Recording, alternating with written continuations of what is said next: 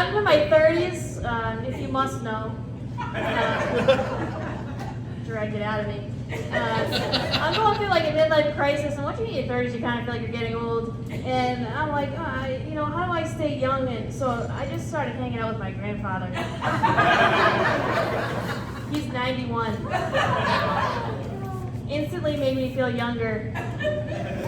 So when I go out with him and his friends, I like to think I'm like the bad boy of the group. I'm like the Fonzie. I don't know if Fonzie was the bad boy of the group. But I took him to church recently, and like to do an errand, and you never call church an errand to an older person who goes to church.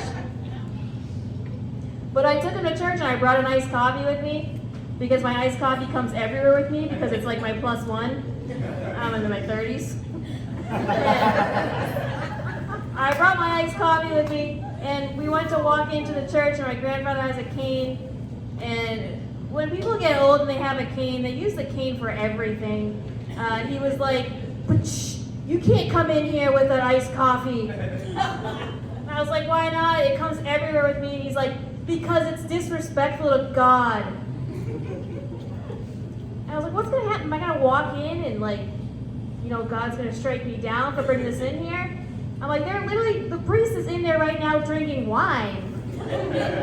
It's like a bar in there. People are singing songs from the Bible like Broadway show tunes. And they're handing out bread to keep people sober. I can't bring my ice. Someone has to drive home. Someone has to DD from this place. I gotta stay on my coffee grind. Church is like a pub, that's just how I see it. Which is fine, because I grew up going to dive bars. Like, I had Easter in a dive bar when I was 7. Budweiser and scrambled eggs. It's like just the way God would have wanted it. Like, I feel like Jesus is definitely more of a beer guy, like a Budweiser guy, than a wine guy. He's got a beard. Definitely a scrambled eggs and Budweiser guy.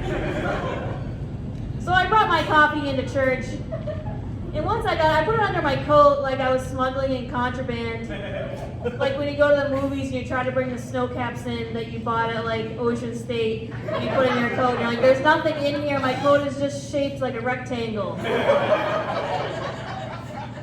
So I brought my coffee in, and immediately I found out why I shouldn't have brought my coffee in, because it was dead silent in there, and it's so tall, everything echoes, and I was walking down the aisle with my coffee, and the ice cubes were shaking, and it sounded like a Yahtzee cup. The priest was like, "We're going to get started in a second. Open your books to page 292. Is that Yahtzee? Who brought Yahtzee in here? My favorite. But I don't carry cash on me because I'm a millennial. And I told my grandfather, I'm like, "We gotta sit in the middle of the pew." Because if you've ever been to a Catholic church, the pews run the whole width, and they come around with this little cash basket on a stick, and they collect money. I was like, "I don't have cash, so we gotta sit in the middle of the pew." We sit in the middle of the pew. They can't reach us with their basket. Boy, was I wrong. The priest got to our aisle, and I said, "Don't make direct eye contact, don't look." And the priest looked at us, and he nodded, and he extended his basket like a pool skimmer. And next thing I know, I look down, it's bobbing in front of our face. And I'm like, "Don't look up, don't look up." And my grandfather looked up, and the priest is just staring at us like a sad puppy dog waiting for the money. I'm like, "Why don't you update your payment system? Why don't you get like Cash App or something?" I still wouldn't donate, but...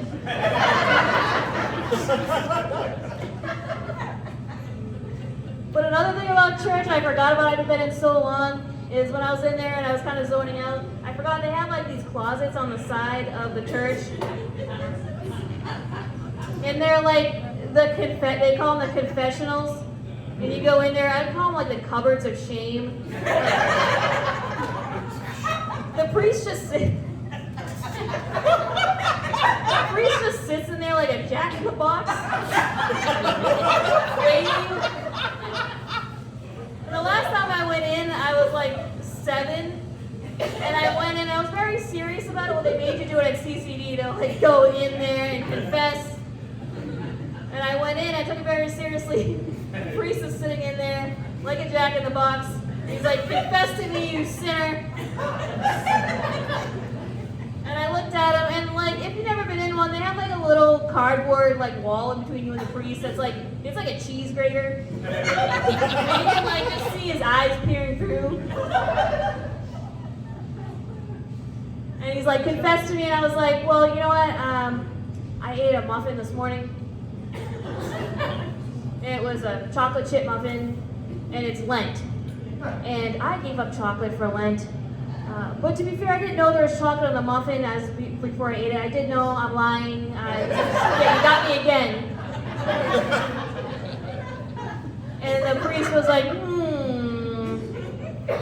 I forgive you.